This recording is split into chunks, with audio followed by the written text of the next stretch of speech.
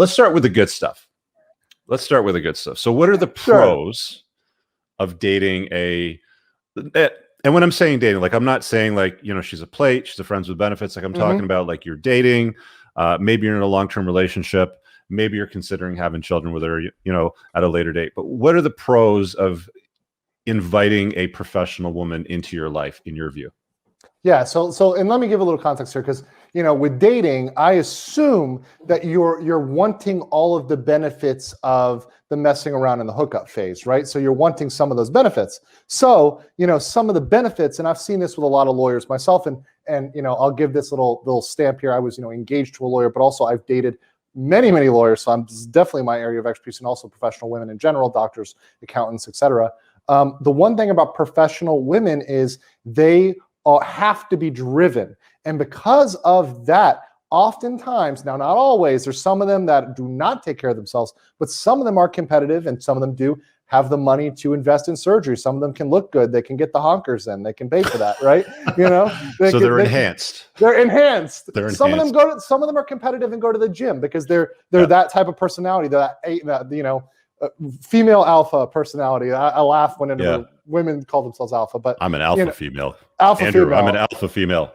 I just think Black Widow, get ready to be consumed. But, they can have that where they put themselves together. They also, here's a pro, they have money, so they are not looking necessarily to leech off yours, but put a pin in that. We'll come back to that. The last thing is more of a fallacy, but you have to understand that this is something that almost every guy falls into.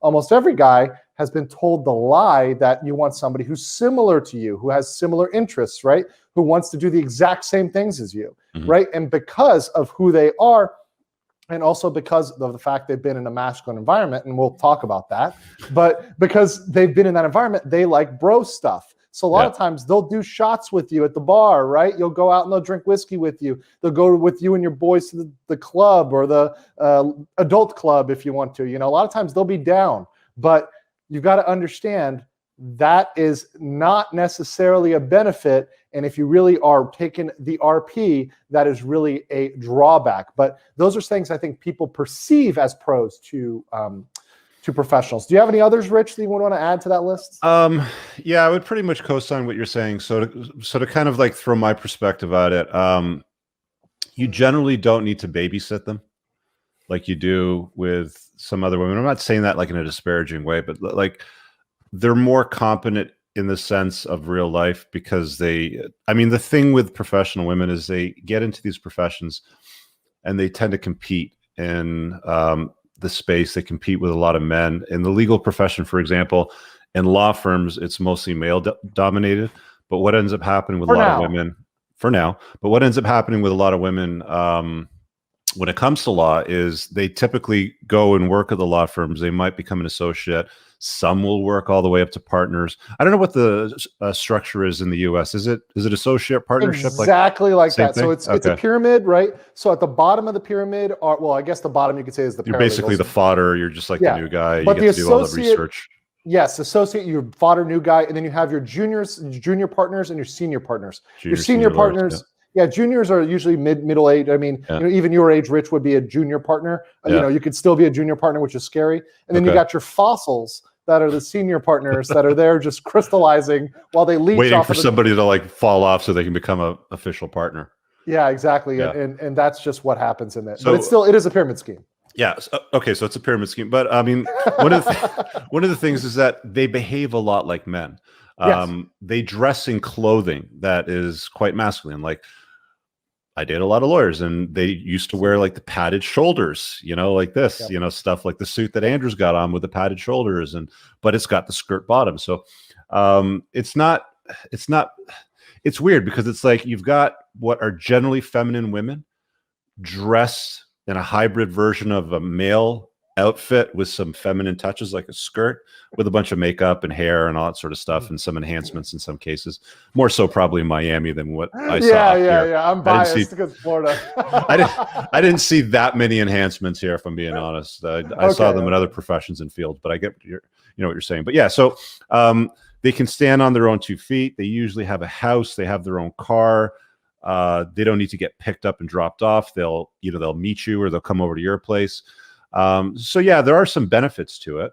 One of the things that I kind of just stumbled on when I was dating my ex-wife was she brought up the topic of a prenup. And wow. I was always, cautious about, how do I talk about this? How do you bring up the conversation of a prenup? And she's just like, yeah, I got my life sorted, so you're going to need to sign a prenup. I'm like, yes, I don't even need to bring it up. So, yeah, so there are some upsides to dating professional women because they usually have their stuff together. Are there any other upsides that we missed? So, I mean, I think one that I just want to like double down on that you said is the time thing, because I think if you're a guy out there who's trying to play to win, this is what can trap you, right? That's why it's before the train wreck, right? Yeah. So, the time thing, because with you, I know, Rich, you are one of the guys who guards your time jealously. You are very strict with it. And I think that's a practice that more people should adopt. I mean, because frankly, the more you do that, the more you're effective, the more you're efficient, the more you're disciplined, the more you have a goal and you're focused, right? But I think you're lured in by the fact that these girls don't require a lot of your time. In fact, they're so busy. Lawyers, they're billing, right? We bill every 6 minutes, right? 0.1 of an hour, right? We're billing that, right? So they understand time. They understand efficiency. They understand, getting to the point, right? You'll probably get to the lay pretty quickly, right? You're not going to waste too much time with that, with these folks. But once again, that is also in a way a trap, because, you're looking at the similarity. We'll put a pin in that. So. Put a pin in that. They're quite smart. They're cunning. They're able to solve problems. Witty banter. Yeah, witty banter. Less emotional.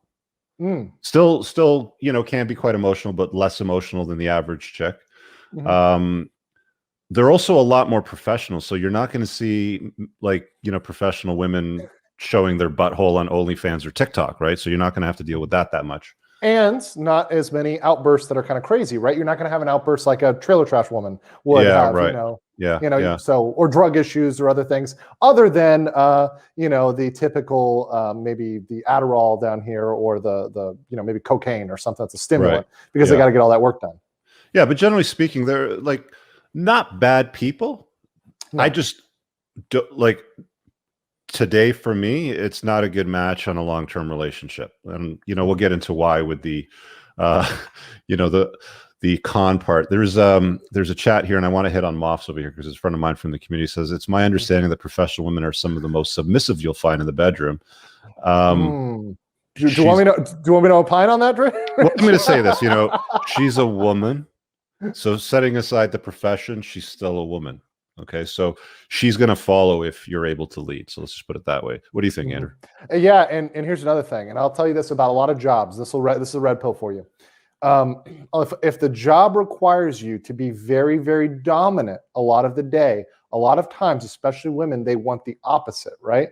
So, for example, if they're in a position where they're, extraordinarily subservient, sometimes they'll come home and try to assert that. But with those women, especially some professional women, they've never seen somebody like that. They've never seen it. So they're kind of thirsty for it in a lot of ways. So sometimes they will, but also you got to understand they're not submissive for anybody. Definitely not for beta males or people they view as kind of beneath them. Mm-hmm. But for the right guy, and it could be you, the right guy, they will actually be submissive. Yes. Yeah.